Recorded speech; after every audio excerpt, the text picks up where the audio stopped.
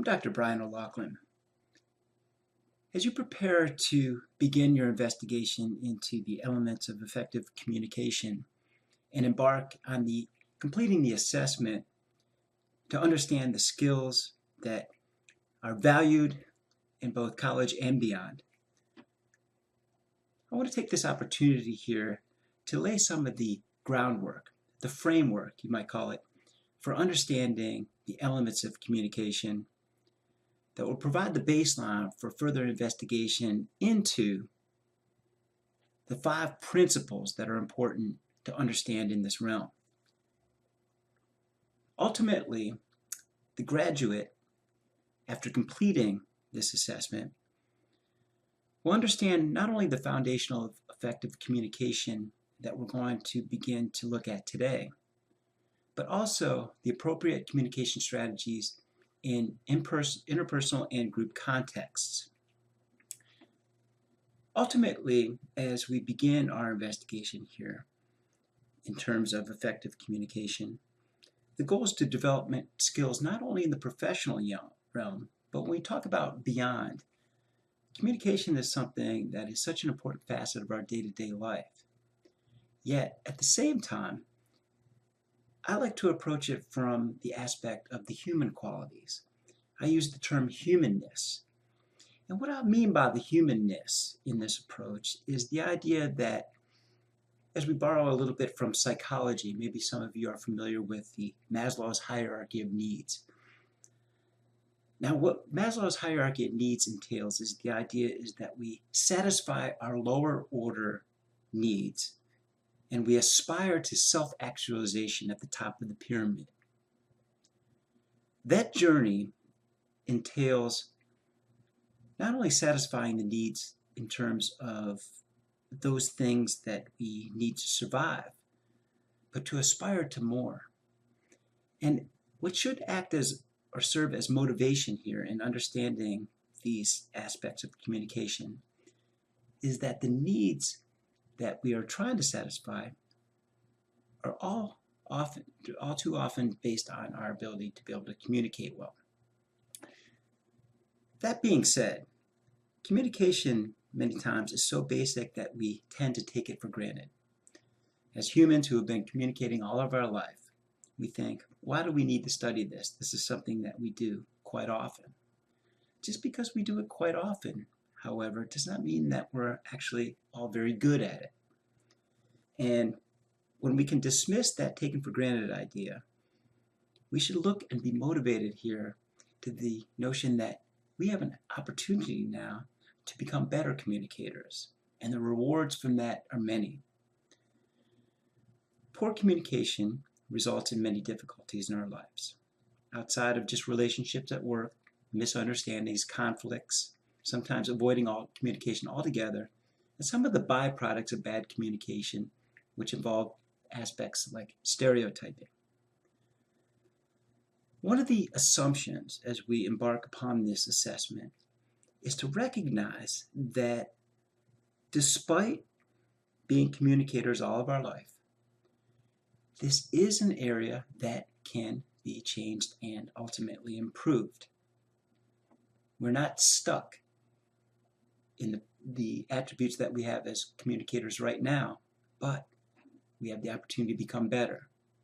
And as I mentioned before, the rewards for being better communicators are plenty. Our study is an academic study, and we are the beneficiaries of a great deal of research that has gone into communication competence. And we'll be looking at that as we look at some of the other 5 principles that are down the road for us in this realm. All too often when we think about improving communication competence, it might come from an emotional aspect rather than an intellectual aspect. So I want to right now establish that this is going to be an intellectual experience on the facets of communication that need to be understood in order to be able to improve our skill set. Many self-help books out there might be based on anecdotal ideas or gut instincts. But we are going to look at this in terms of the academic processes that have been deciphered, and see how you can use those to make your competence as an interpersonal communicator increased. Let's begin by looking at some of the foundations which we can use to build on, become better communicators. When we think about interpersonal communication, we think about speaking to another person, but that also entails speaking to groups in a presentation. That comes into play as well. If we go back to what many consider maybe to be the beginning of this type of academic investigation, we usually begin with the Shannon-Weaver mathematical model from 1949. Claude Shannon was a mathematician and Warren Weaver was an electrical engineer. And they decided to create a model to depict the communication process as it unfolds in the way that they believed things were happening. An information source, a destination, how does the message get there? In this rather simplistic model, we see the source sends information through a transmitter over a channel to a receiver and ultimately to a destination. To better understand this, let's look at an example of perhaps a game that you played as a child, or maybe you have children now they might play, the tin can and the string. So if we apply this to the Shannon-Weaver model, we know that there's an information source. In this case, it's one of the children. The transmitter, in this case, encodes the message into signals, the can. The channel, in this case, being the string, which brings the vibrations across to, ultimately, a receiver. There it decodes or reconstructs the message from the signal, and it ultimately is received at the destination. Message arrives. Also included in this early model was the notion of noise, a dysfunctional factor which impedes or interferes with the signal that's traveling along the channel. Now, channels are much more sophisticated now, and we could think of channels in other different realms. I grew up with VCR tapes, or old letters, in fact, being a channel that you would send, which we now call snail mail. We know a flash drive can be used to store information that can be retrieved at its destination at a later time. But most commonly, we think now about communication taking place in the smartphone. So let's look at a more updated version, maybe, of children communicating with each other in terms of the technology at play now. Here in this example, we see an information source. That would be the girl at the one end of the bed writing the text message. The transmitter in this case would be the cell phone, which perhaps she got from Verizon Wireless. That would be part which would allow her to tap into the provider's network. The channel in this case is the network, the Verizon Wireless network, satellites and antennas, which allow the message to travel. And we've seen this before, even in the advertisements that they've used about the network, touting their Verizon network.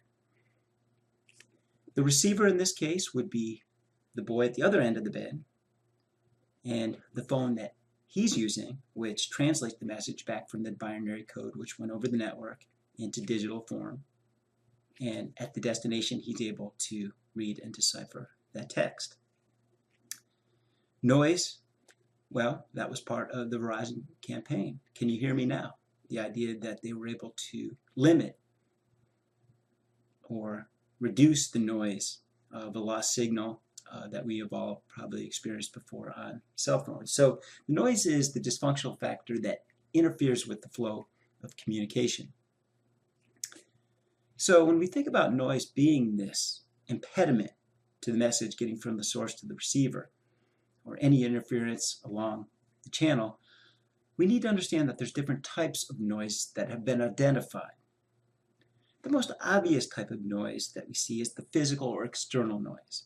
And that's noise that occurs in the context or outside of the sender and receiver.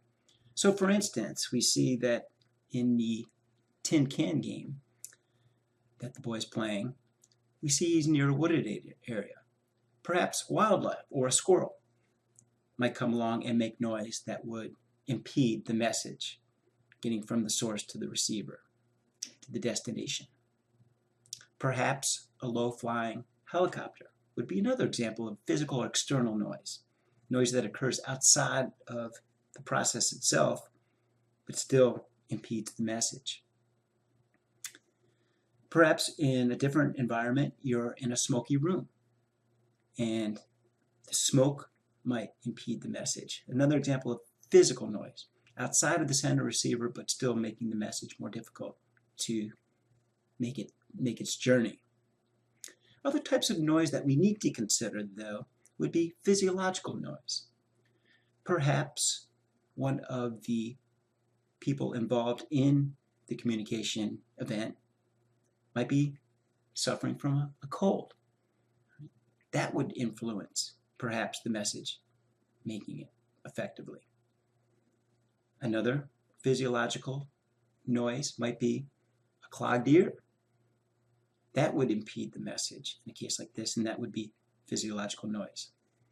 Perhaps the boy is hungry, and that would be a physiological event that might cause him to be distracted and not get the message.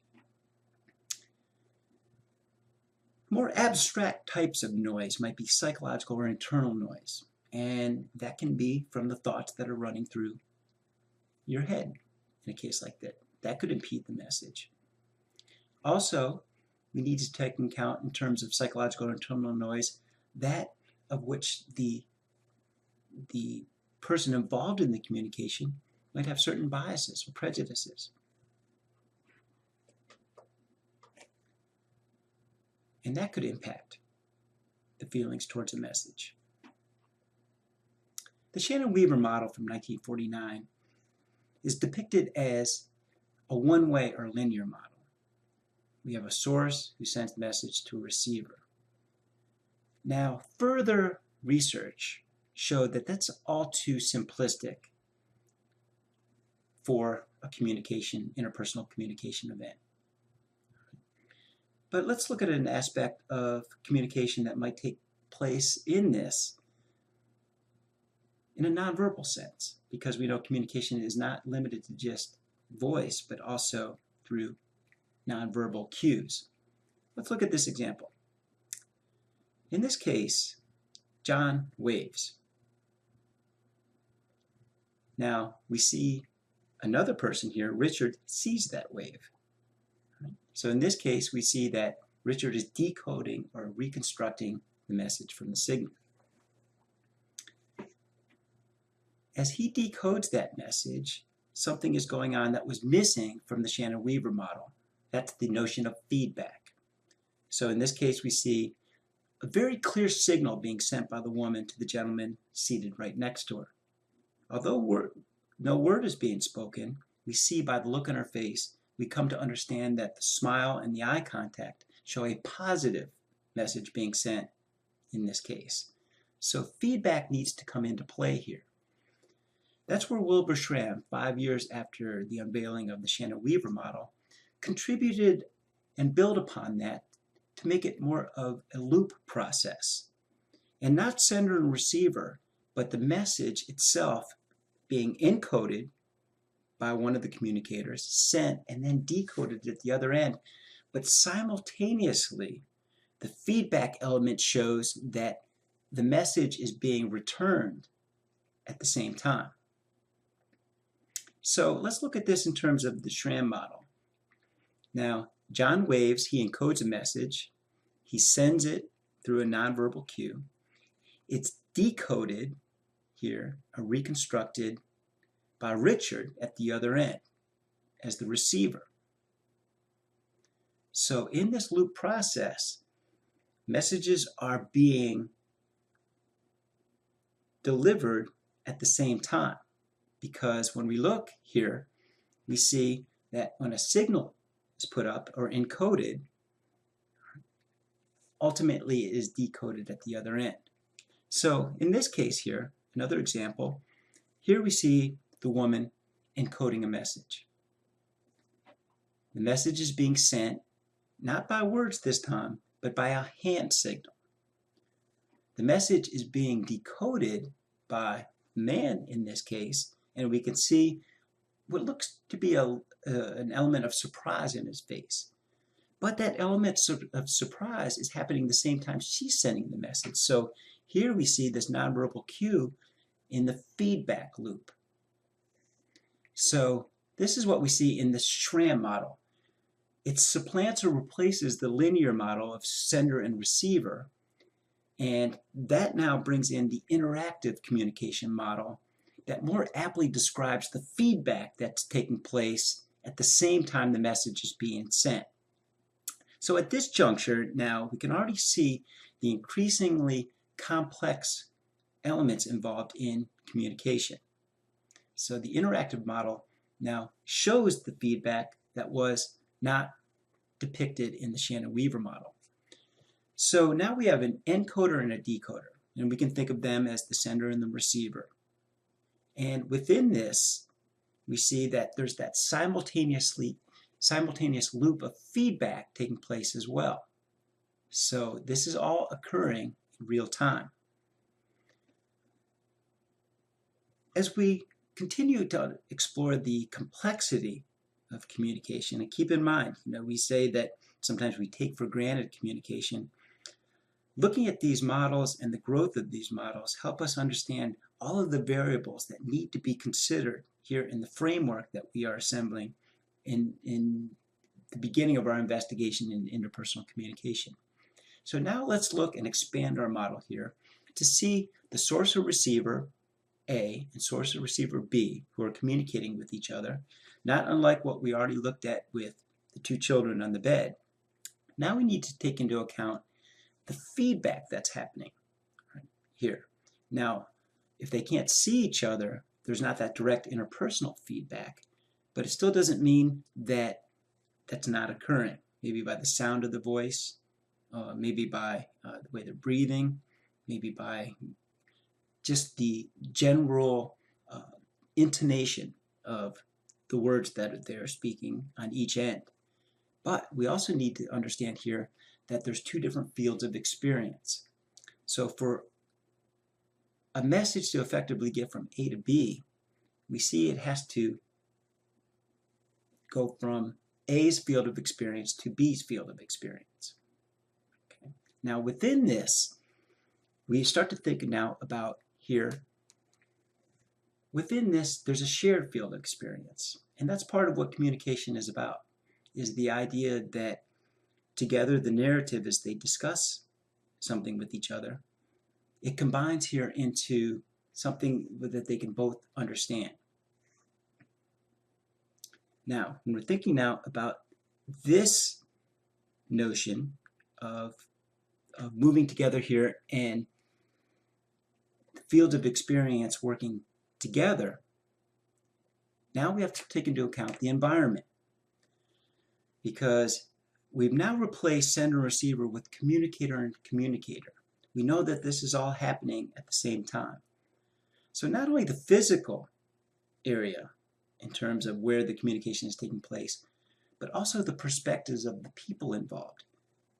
Maybe A is of a particular political ideology that's different from B. So when A sends a message and assigns meaning to a word, that word might not be received the same way in B's environment. So that's why the complexity of communication is ramped up in a situation like this. So the communicator encodes a message, has the idea that this is what I want my audience to hear, but that communicator receiving the message might assign a different meaning than what was intended. So we can see that the basic model that Shannon-Weaver had didn't tap into all of the variables that we need to consider to be able to communicate effectively in cases like this. So we call communication a transactional process. And when we think about that, it's the idea that you don't just impart a message upon somebody, but you work together in this simultaneous flow of information back and forth, encoding and decoding, assigning meaning, to be able to come together and in this interaction, ultimately create meaning in the dynamic. So we think about more not like injecting in the earlier, less sophisticated models, and injecting information into someone else, but now more about it's transactional. It's a dynamic process where you're working with the other person, more akin to dancing with the partner that you are communicating with. All right, so what we've done here is look at some of the evolution of the basic models, the foundations of the investigation into communication. And what I would like you to take away from this early foray into understanding the assessment that will be accomplished is the humanness involved in interpersonal communication, to understand that we need to kind of cast aside this taken for granted notion that we are all communicators that are already set in our ways, but that communication competence can be achieved and improved with understanding. And also the idea that it begins with kind of a self-inventory, where we begin to become more aware of the way that we communicate, and then apply it here to understand better how we can improve it.